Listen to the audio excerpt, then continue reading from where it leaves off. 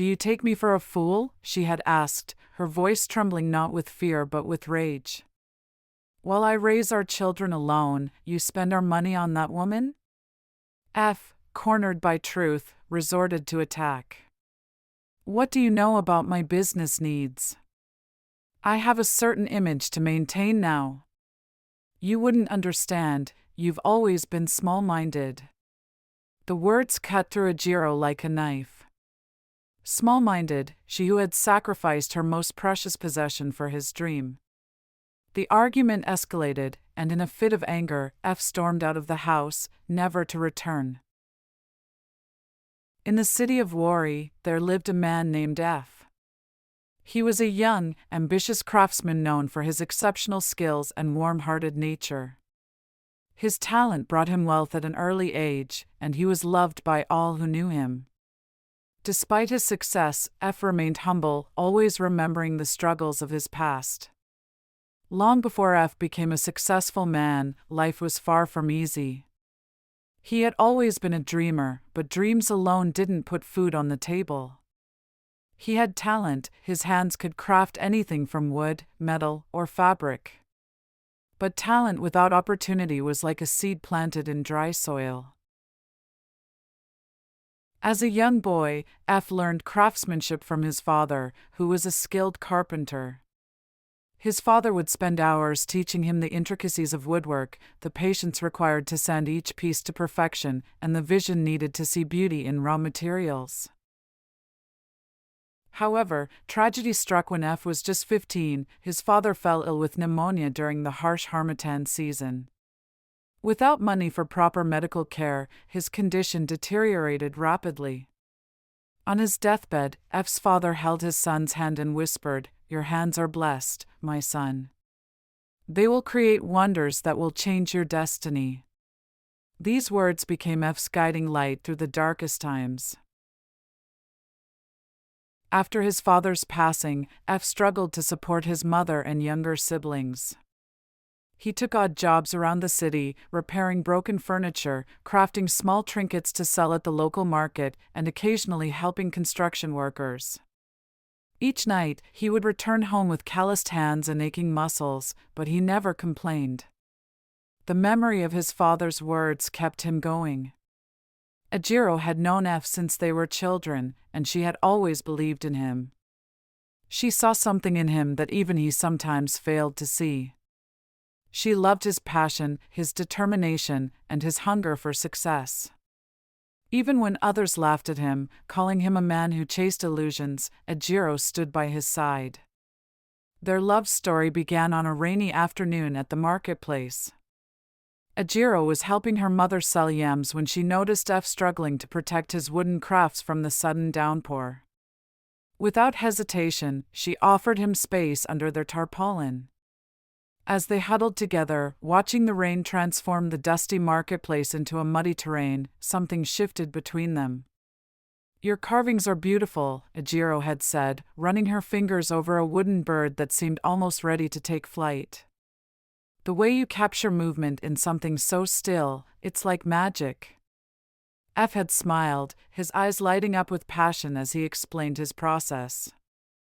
"I see the form before I even touch the wood. It's already there, waiting to be released." From that day forward, Ejiro became F's most devoted admirer. She would visit him at his small workshop, bringing him meals when he forgot to eat and encouraging him when orders were scarce. Their friendship blossomed into love, a love built on mutual respect and unwavering support. After they got married, their union was blessed with 2 wonderful children, a boy and a girl. The first few years were tough. They lived in a single-room apartment with barely enough to eat. F worked tirelessly on his craft, but customers were few, and money was scarce. There were days they slept on empty stomachs, days when Ejiro had to pretend she wasn't hungry so F and the children could eat the last morsel of food. Their first child, Tiga, was born during the rainy season.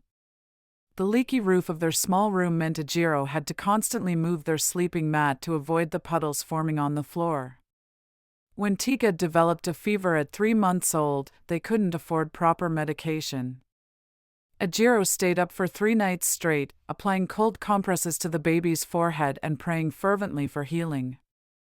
By some miracle, the fever broke, but the experience left a deep mark on both parents. Their daughter, Grace, came 2 years later.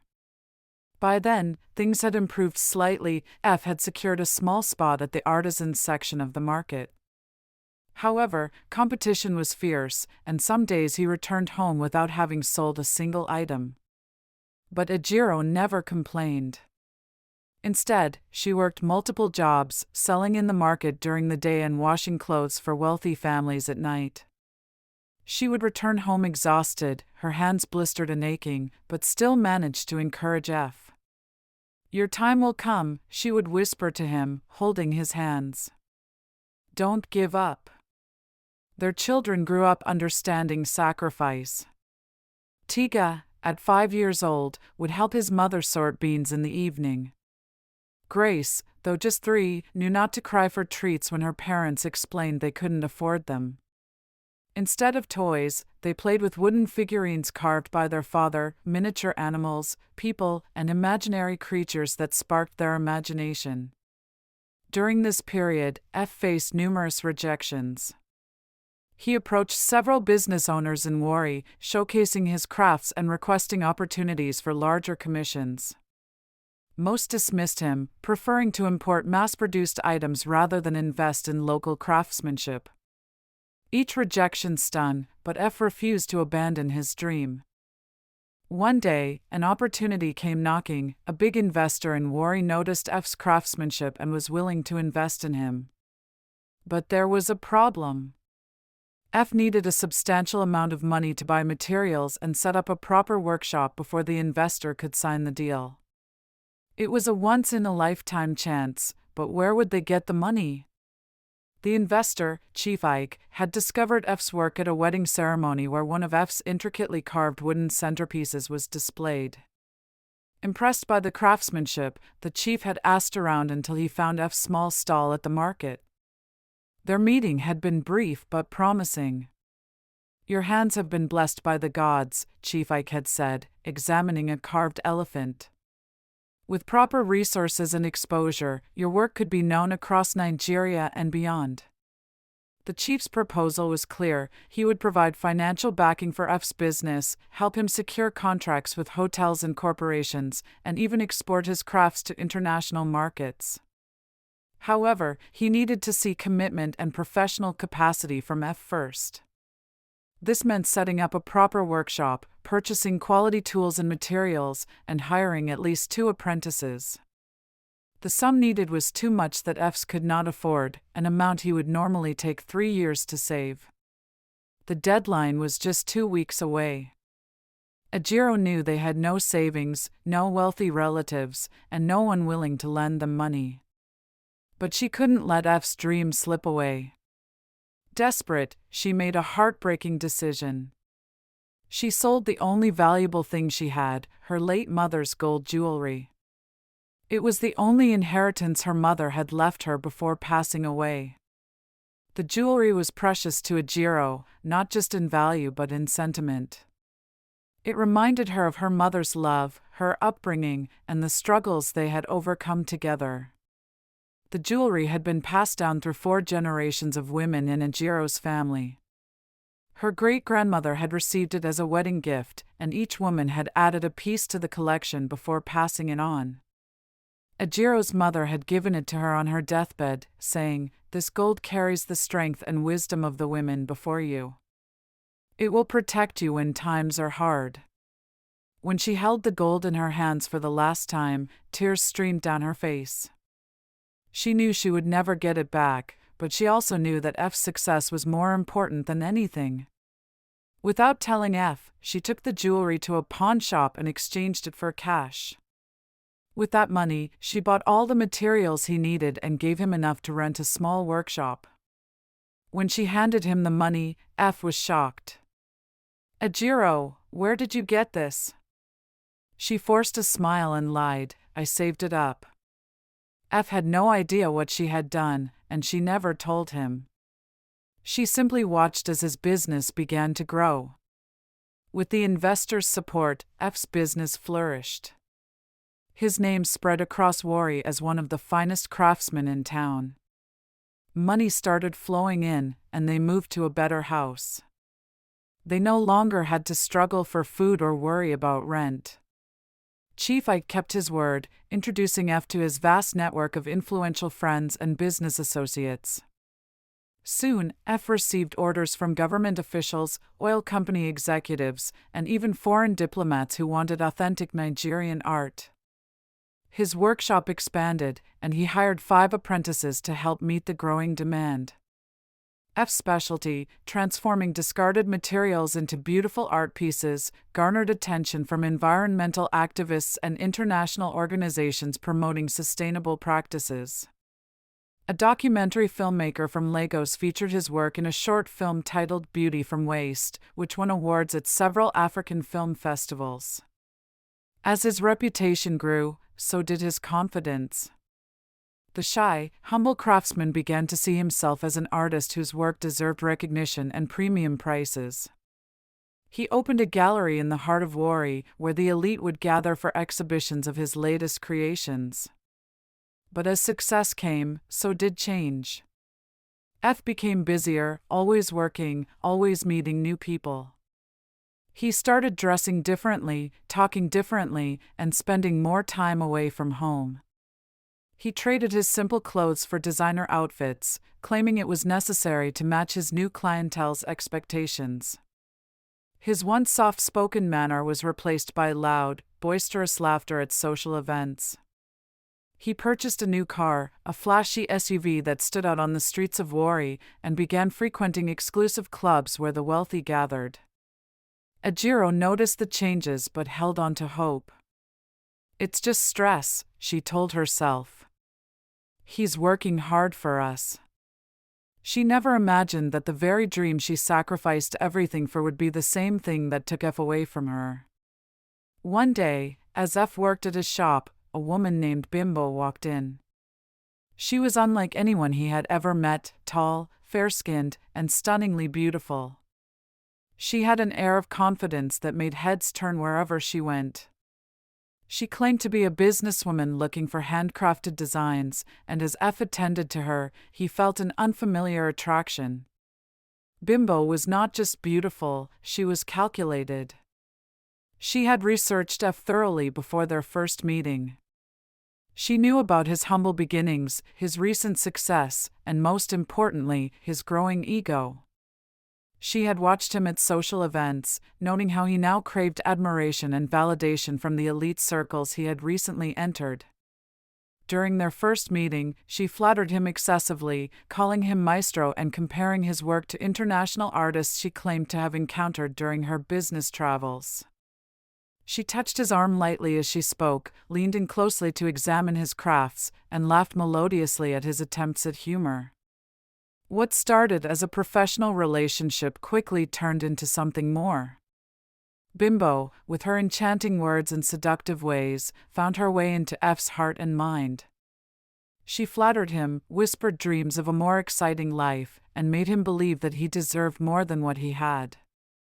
Slowly, F began to change. She invited him to exclusive events, art auctions in Victoria Island, private parties on boats, weekend getaways to resorts, always emphasizing how someone of his artistic caliber belonged in such spaces.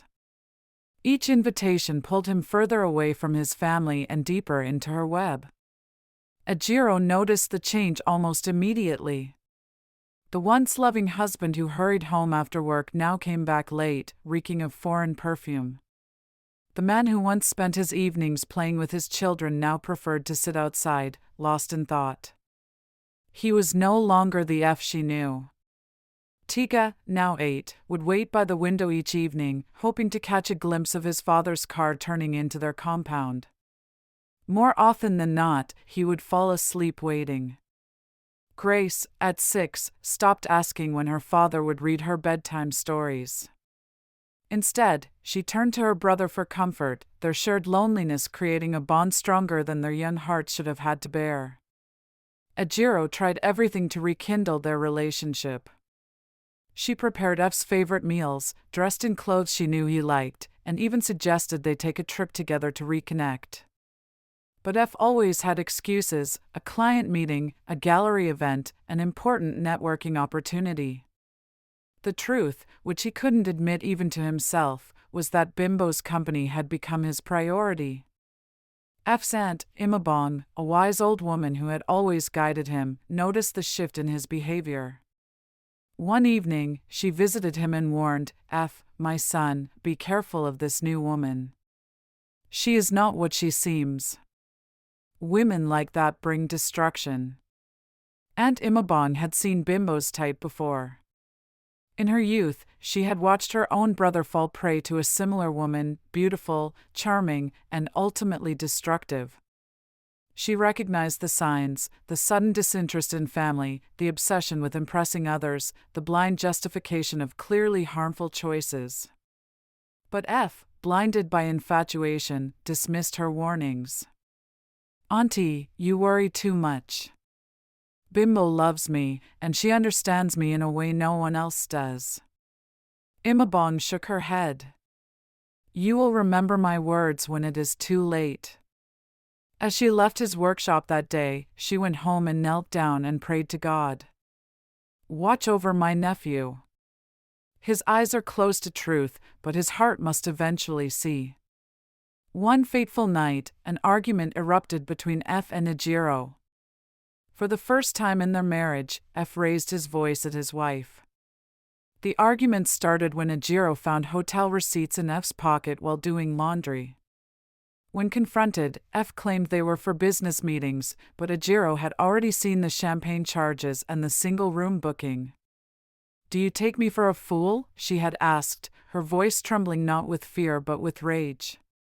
"While I raise our children alone, you spend our money on that woman?" F, cornered by truth, resorted to attack. "What do you know about my business needs? I have a certain image to maintain now. You wouldn't understand, you've always been small-minded." The words cut through Ejiro like a knife. Small-minded, she who had sacrificed her most precious possession for his dream. The argument escalated, and in a fit of anger, F stormed out of the house, never to return. Blinded by lust and Bimbo's manipulation, F abandoned his family and moved in with her. She welcomed him with open arms, feeding his ego and making him feel like the king of the world. But unknown to him, Bimbo had her own agenda. At first, things seemed perfect between them. F was living in luxury, showering Bimbo with expensive gifts and taking her to the most extravagant places.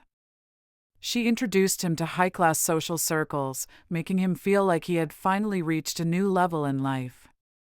However, her spending habits were outrageous. Bimbo threw lavish parties, bought designer clothes, and wasted money like it was endless. She convinced F that they needed a bigger house, better cars, and to keep up with an unrealistic lifestyle.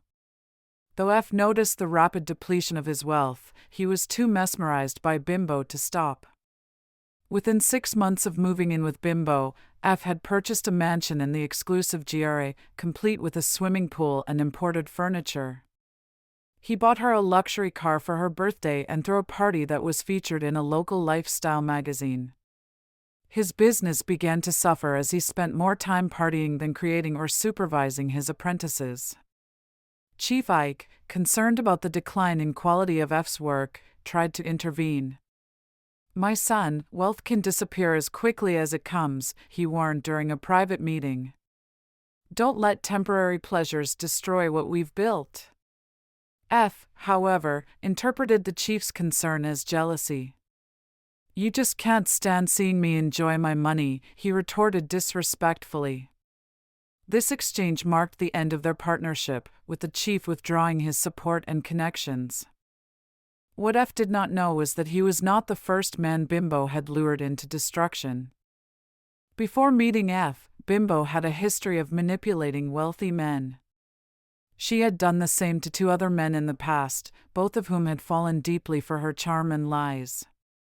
Each time, she would gain their trust, make them spend lavishly, and once they were drained of their wealth, she would abandon them and move on to her next victim.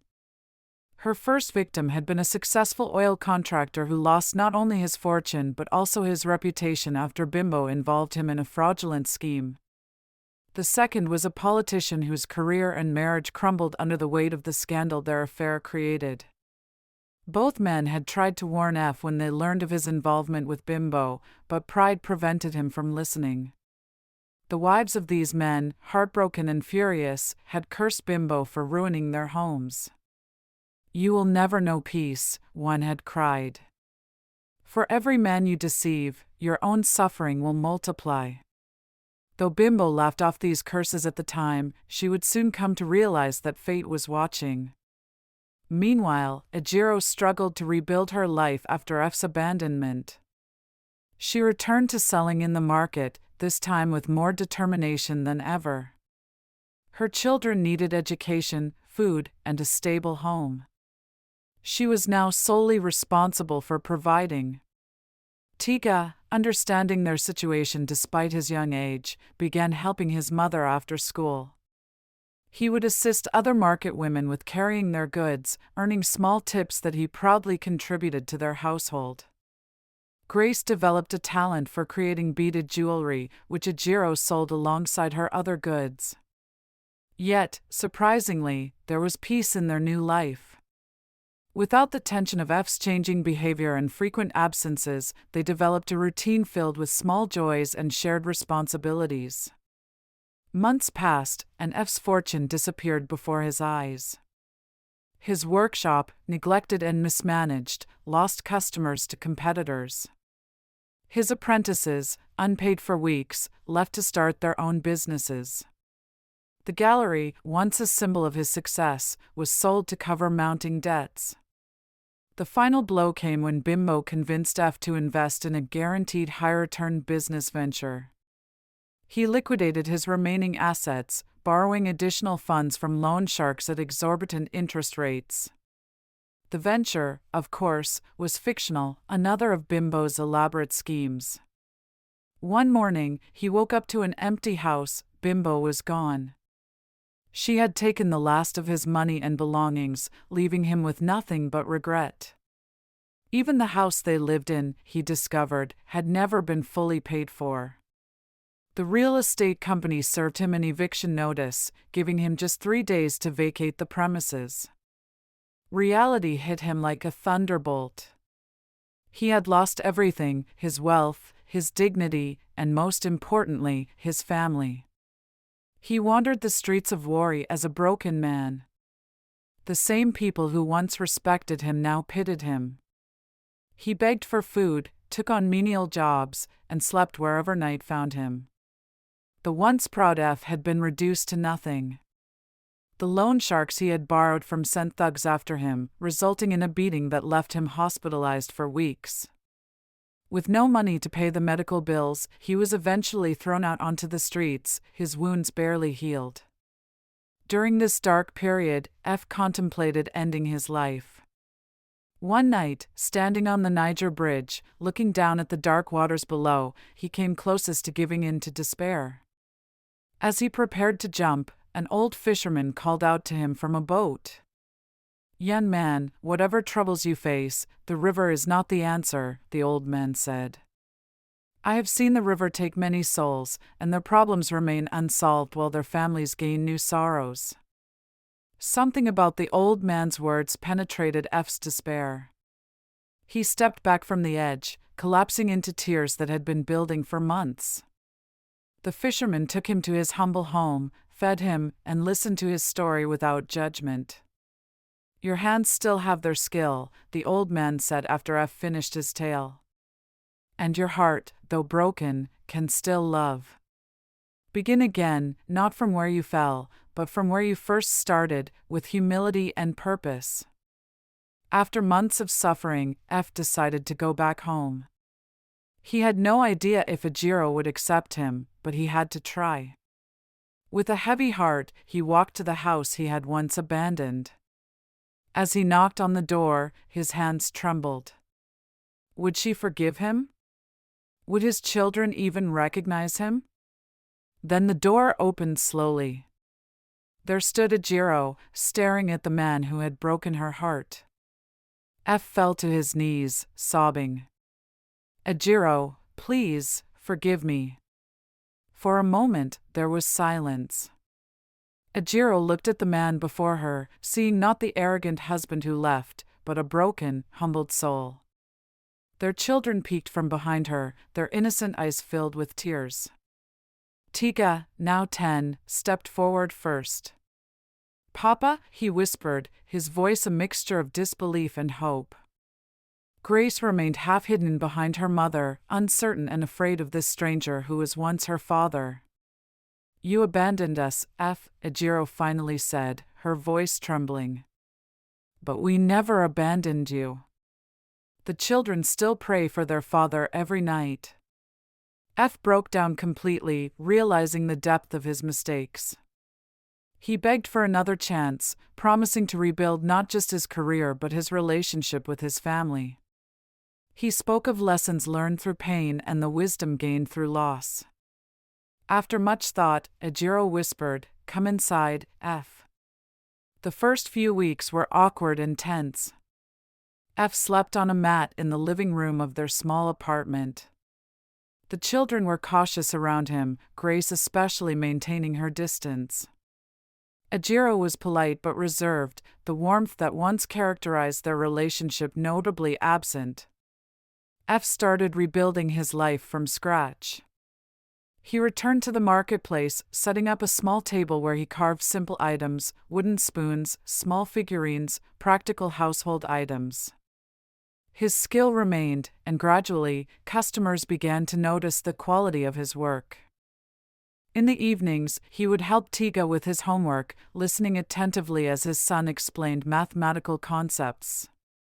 Slowly, he began to rebuild trust with Grace by teaching her woodcarving, discovering that she had inherited his artistic talent. Meanwhile, Bimbo's life had taken a dark turn. Unable to manage the stolen wealth, she became homeless. She had attempted to ensnare another wealthy target, but her reputation had preceded her. In a community like Wari, where news traveled fast, her previous victims' stories had spread, making potential marks wary. She turned back to her old ways, drinking heavily and engaging in reckless behavior. The once beautiful woman who commanded attention wherever she went now lurked in shadows, her appearance deteriorated from substance abuse and poor living conditions. Shortly after she left F, she discovered she was pregnant with F's child. At first, she considered terminating the pregnancy, but something stopped her. Perhaps it was the realization that she was aging, that her beauty, her primary tool for manipulation, was fading. A child, especially one connected to a man who had once been successful, might provide security in her uncertain future. Believing that the baby would bring F back to her, she sought him out. It took months to find him, as he had fallen so far from his previous social standing. When she finally located him at his small market stall, her condition was obvious, her pregnancy well advanced. With dramatic flair, she announced her pregnancy in front of his customers, expecting him to welcome her back out of obligation or lingering affection. But F, now a changed man, was wary. The pain of her betrayal was still fresh, and his newfound wisdom allowed him to see through her manipulation. He insisted on a DNA test to confirm if the child was truly his, a request that enraged Bimbo. She had expected him to be as gullible as before. In her anger, she created a scene at the marketplace, drawing unwanted attention to both of them. Months later, the baby was born, a boy with F's distinctive features. The test results confirmed what was visibly obvious: the child was indeed F's. Though it broke his heart to be connected to Bimbo forever through this innocent child, he knew he had to take responsibility. When he told Ejiro about the child, he expected anger or even a demand for him to leave their home. Instead, she sat quietly for a long time before speaking. "The child is innocent," she finally said. "He shouldn't suffer for the sins of his parents." Ejiro, though hurt, accepted the child but refused to let Bimbo return into their lives. This arrangement was not without conflict. Bimbo would often show up unannounced, demanding money for the baby's needs or threatening to take the child away if F didn't provide more financial support. Bimbo's addiction worsened. What began as occasional drinking to cope with stress became a debilitating dependence on alcohol and prescription medications. She fell ill due to organ failure, her body rebelling against years of abuse. When she reached out to F for help, he was torn. Part of him wanted revenge, to turn a deaf ear to her pleas just as she had been deaf to the destruction she caused. Another part, the part that had learned compassion through his own suffering, felt pity for her.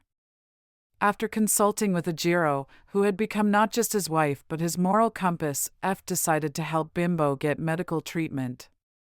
He couldn't bring himself to visit her, but he arranged for hospital care and ensured she had basic necessities.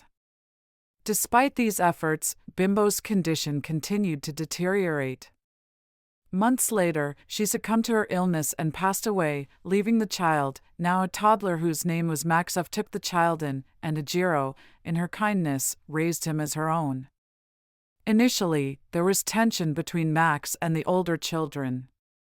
Tiga and Grace saw him as a reminder of their father's betrayal. However, children's hearts are remarkably adaptable. Over time, they accepted him as their brother, protective and loving despite the circumstances of his birth. Ejiro's treatment of Max revealed the depth of her character. She showed no difference in her care for him compared to her biological children. If anything, she was more attentive to his needs, aware that he had lost his birth mother at such a young age. One evening, as Ejiro was braiding Grace's hair with Max playing nearby, she shared a story from her childhood, about her mother's gold jewelry and the generations of women who had contributed to it. She spoke of its loss without mentioning how or why it had disappeared. F, overhearing the conversation from the next room, felt a wave of realization wash over him. The timing of Ejiro's savings that had funded his workshop, the disappearance of the jewelry she had often spoken of with reverence, suddenly, the truth was clear. That night, after the children were asleep, he confronted her gently. "The money you gave me years ago, it came from selling your mother's gold, didn't it?" Ejiro's silence confirmed his suspicion. Overcome with emotion, F wept. The magnitude of her sacrifice, contrasted with his betrayal, was almost too much to bear. "I will spend the rest of my life making it up to you," he promised through tears. After all these experiences, F learned his lesson the hard way. He remained faithful to Ejiro, never allowing himself to be swayed by temptation again. His story became a lesson to all men who forsake true love for fleeting pleasures. In the end, he rebuilt his life, not just for himself, but for the family that never stopped loving him. His business grew steadily, this time built on solid principles rather than fleeting ambition. He focused on quality over quantity, integrity over image, and family over fame. Years later, when F had re-established himself as a respected craftsman, he took on a special project in secret. Working late nights after his regular commissions were complete, he crafted jewelry pieces, delicate gold pendants, earrings, and bracelets, each designed to replicate what he could remember of Ejiro's lost family heirlooms. On their wedding anniversary, he presented the collection to her. Though the new pieces couldn't replace the sentimental value of what was lost, they symbolized his understanding of her sacrifice and his commitment to honoring it.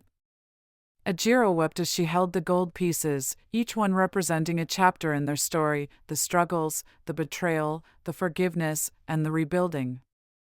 "Our daughter will inherit these," she said. F nodded, grateful for the second chance he had been given. "And they will know the story of their mother's strength," he added, "which was worth more than all the gold in the world." Their children grew into remarkable adults. The story of F, Ejiro, and their journey through hardship, betrayal, and redemption became known throughout Wari and beyond. Couples facing challenges would seek their advice, and F never shied away from sharing his mistakes with other couples. True wealth, he would often say, is not in what your hands can create, but in who remains by your side when those creations turn to dust. In the twilight of their lives, sitting on the porch of their modest but comfortable home, surrounded by grandchildren playing in the yard, F and Ejiro would often reflect on their journey. The pain had not been forgotten, but it had been transformed into wisdom, into gratitude, and into a love that was stronger for having been tested. What did you learn from this story today? Kindly share your take-home in the comments section. Don't forget to subscribe to this channel for more interesting stories. See you in the next.